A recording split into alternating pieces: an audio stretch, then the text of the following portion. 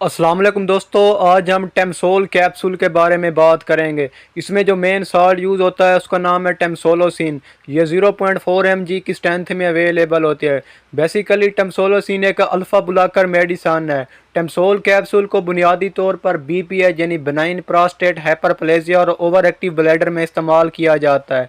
यानी अगर आपके मसाने की साथ जो गदूद है अगर उसका साइज बढ़ जाए तो ऐसी सूरत हाल में आपका पेशाब यानी आपको यूरिनरी रिटेंशन हो जाती है।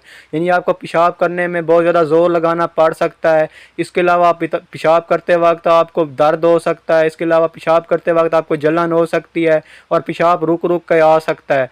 अगर आप इसके अलावा आपको बहुत ज़्यादा पेशाब आ सकता है या बार बार पेशाब आ सकता है।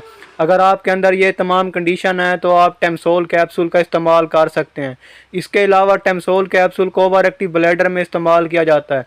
यानी अगर आपका मसाना बहुत ज़्यादा ओवर एक्टिव हो जाए तो ऐसी सूरत हाल में आपके मसाने की कंट्रैक्शन बढ़ जाती हैं, जिसको रिलैक्स करने के लिए भी अल्फ़ा बुलाकर मेडिसिन यानी टेमसोलोसिन या टेमसोल कैप्सूल का इस्तेमाल करवाया जाता है।